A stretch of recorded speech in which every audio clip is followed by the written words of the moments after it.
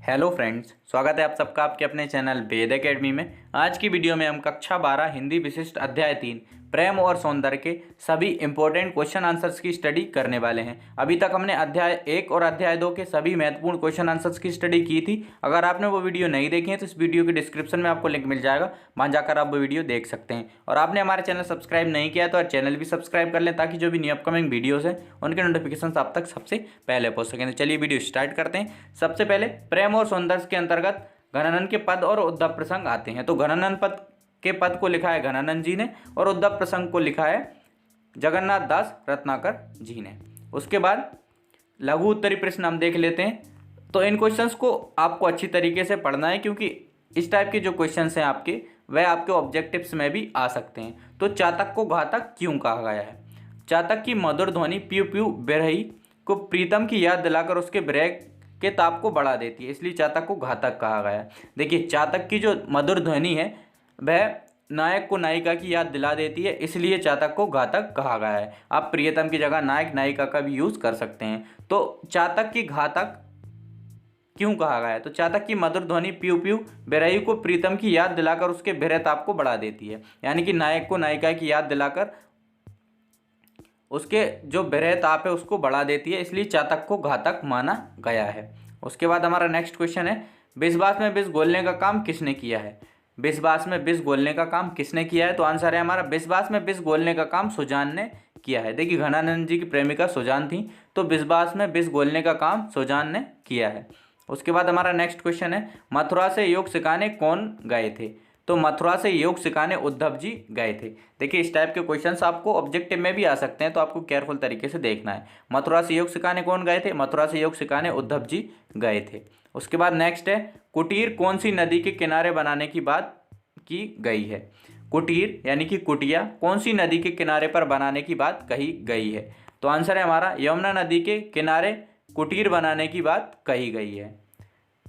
यमुना नदी के किनारे कुटीर यानी कि कुटिया बनाने की बात कही गई है। उसके बाद हमारा नेक्स्ट क्वेश्चन है, नंद के आंगन में गोपियाँ क्यों एकत्रित हुई?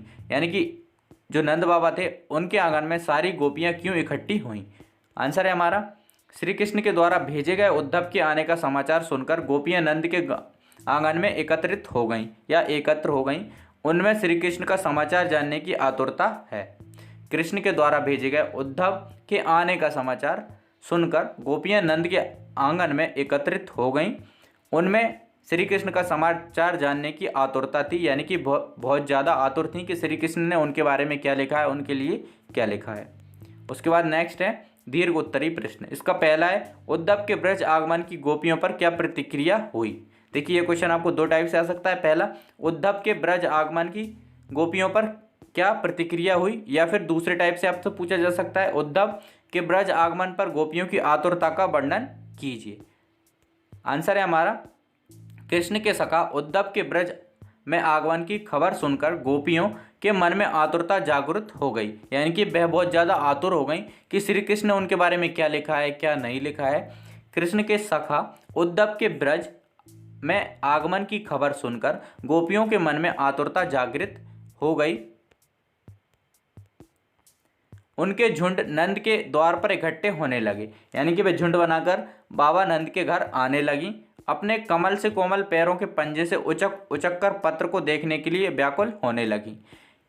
वे अपने जो कोमल कोमल पैर थे उनसे उचक उचक कर देख रही थी कि पत्र में श्री कृष्ण ने उनके लिए क्या लिखा है। देखिए, इनके संदर्भ प्रसंग सहित व्याख्या भी हमने की है, इस वीडियो के डिस्क्रिप्शन में लिंक मिल जाएगा, वहाँ जाकर आप संदर्भ प्रसंग व्याख्या भी देख सकते हैं। कोई तो इस पत्र को अपने हृदय से स्पर्श कराने लगी। देखिए, किसी को अगर पत्र मिल गया तो वह अपने हृदय से उस पत्र को स्पर्श कराने लगी। सभी एक दूसरे से पूछने लगी कि हमारे लिए श्री कृष्ण ने क्या लिखा है। सभी आपस में डिस्कशन करने लगी कि तुम्हारे लिए क्या लिखा है, मेरे लिए क्या लिखा है। ये सब श्री कृष्ण के विरह यानी कि बिछड़ने में व्यथित सभी गोपियों की हालत ऐसी है जैसे दुख की पराकाष्ठा पर पहुंच गई हूँ, यानी कि जब से श्री कृष्ण जी बिछड़े हैं गोपियों से उनकी हालत काफ़ी ज़्यादा खराब हो गई है। संदेश की खबर ने जितना दुख उनको दिया उससे कहीं अधिक दुख उद्धव की ज्ञान भरी बातों ने दिया। ज्ञान भरी बातों की वह उपेक्षा नहीं कर रही थी श्री कृष्ण जी से, लेकिन उद्धव जी की ज्ञान भरी बातों ने उन्हें ज़्यादा दुख दिया, ना कि श्री कृष्ण के संदेश ने। देखिए, जो उद्धव प्रसंग है उसकी संदर्भ प्रसंग सहित व्याख्या हमने की है। इस वीडियो के डिस्क्रिप्शन में आपको उस वीडियो का लिंक भी मिल जाएगा, वहां जाकर आप वो देख सकते हैं। उसके बाद हमारा नेक्स्ट क्वेश्चन है, घनानंद सुजान को क्यों उलाहना देते हैं। देखिए, घनानंद की प्रेमिका सुजान थी, तो घनानंद सुजान को क्या उलाहना देते हैं। आंसर है हमारा, घनानंद अपनी प्रेमिका सुजान को यह उलाहना देते हैं कि पहले तो मुझे तुमने प्रेम से अपनाया और फिर स्नेह को तोड़कर मुझे मझधार में बिना आधार के क्यों छोड़ दिया। घनानंद जी अपनी प्रेमिका सुजान से कहते हैं कि पहले तो तुमने मुझे बहुत प्रेम से अपनाया और अब मेरा स्नेह तोड़कर, मेरा दिल तोड़कर मुझे मझधार में छोड़कर कहाँ जा रही हो। चातक की आन से कुछ सीख कर मुझे बेसहारा मत छोड़िए। जिस प्रकार चातक होता है वह अपनी मधुर ध्वनि से सबको मोहित कर लेता है, उसी प्रकार कवि ने कहा है कि चातक की बात से कुछ सीख लो और मुझे छोड़कर मत जाओ। प्रेम का रस पिलाने की आशा बंद कर विश्वास में विष मत घोलिए। तुमने मुझे पहले तो यह विश्वास दिला दिया कि तुम मेरे साथ हो, लेकिन अब जा रही हो तो ऐसा मत करो। इस प्रकार से तुम विश्वास में विष घोलने का काम कर रही हो। उसके बाद हमारा नेक्स्ट क्वेश्चन है, रत्नाकर की गोपियों के मन में कौन बसा है, उनके विचार स्पष्ट कीजिए। रत्नाकर कवि जो हैं उनकी गोपियों के मन में कौन बसा है, उनके विचार स्पष्ट कीजिए। तो उत्तर है हमारा, रत्नाकर की गोपियों के मन में श्री कृष्ण जी बसे हैं। वह उनके मन में इस तरह बस गए हैं कि अब निकालने से भी नहीं निकल रहे हैं। रत्नाकर जी की गोपियों के मन में श्री कृष्ण जी बसे हैं, वह उनके मन में इस तरह से बस गए हैं कि अब वह निकालने से भी नहीं निकल रहे हैं। उनका संदेश आने की खबर सुनकर सभी दौड़ दौड़कर नंद के घर आने लगी। श्री कृष्ण के संदेश की खबर सुनकर सभी गोपियाँ दौड़कर नंद बाबा के द्वार पर आने लगीं। उन्होंने उद्धव से कहा कि हमारे मन रूपी दर्पण में कृष्ण बसे हुए हैं।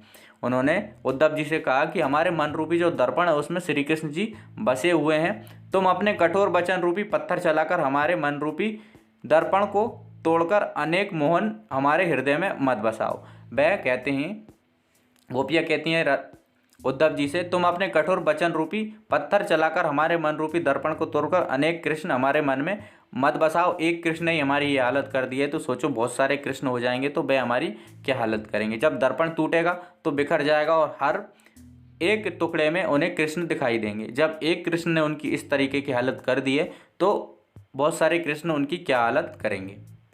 उसके बाद अनेक मोहन हमारे हृदय में बसकर अधिक दुख देंगे। एक मोहन इतना दुख दे रहा है तो अनेक मोहन हमें कितनी दुख देंगे। आई होप आपको वीडियो पसंद आई होगी। अगर आपको वीडियो पसंद आई है तो वीडियो को लाइक, शेयर एंड चैनल को सब्सक्राइब करना ना भूलें। एंड तक हमारे साथ बने रहने के लिए धन्यवाद।